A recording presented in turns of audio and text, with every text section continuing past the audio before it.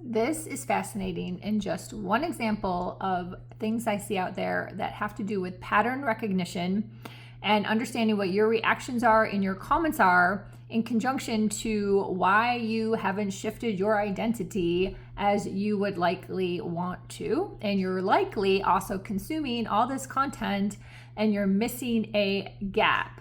So I was just on and I really happen to like the Diary of a CEO podcast.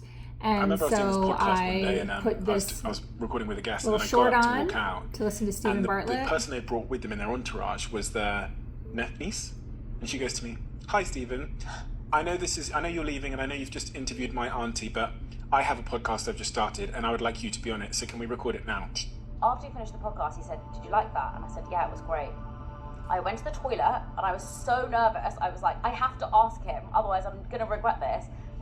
And I went up to him and I said, "Stephen," and he said, "Yes, I'll invest in your business. Yes, I'll be on your podcast. Yes, whatever you want, I'll do it," like as a joke. And I said, "Look, I've got my camera. Can I please just get 5 minutes of your time?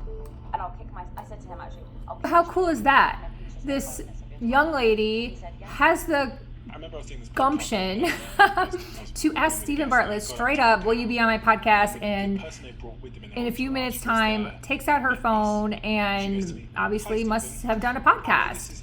So I'm sitting here listening to this, like giving her major props. I'm like, "Whoa, girl, you go. That's incredible. You will be super successful in your life if you live your life like that.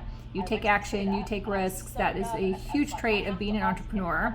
And I'm also sitting here going, would I have done that? I would hope I would have done that, but I don't know. Would I have done that? So I'm kind of like asking myself those questions, right? But then, so here's the sticky part that I mentioned in the beginning of my little video. I go to the comments, and the majority of the comments are very negative. They're about her being pretty and must have been the aunt and all these things about her being pretty. Let's see what. Niece, and she goes to me, Yeah, "Hi, Stephen. I know this is." Does it for don't ask, don't get. There's a positive one. Fearless, pretty woman, who, well done, thanks for asking. What's her name? Her podcast. If you don't take away the person right to say yes, that's not his fiance. So what? Why did she ask him? I'm lost. It's a wonderful story. Who is she? Anybody? We all know Steven. Potato, is that his girlfriend? Nepotism is real. Strange you even wanted to work with this guy. I mean, what are these comments? Like, I'm going to say, in general, maybe half are positive. And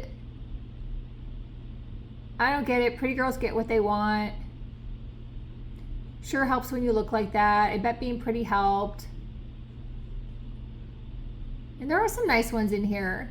But my point is, when I looked at this, I would say the first ones that I saw, 85% were in the negative lane.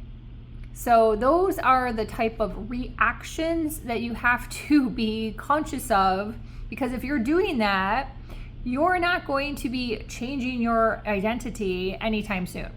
You need to be conscious of your reactions and make sure they are positive and aligned with your goals, with your dreams, with your desires, however you want to put it, because that is what creates change. And if you aren't doing that, then you can't just skip ahead by listening to a fancy little meditation or activation or even watching someone's Facebook Live. You have to do the work to understand why that's not happening. You have to get at the core. You have to find the gaps.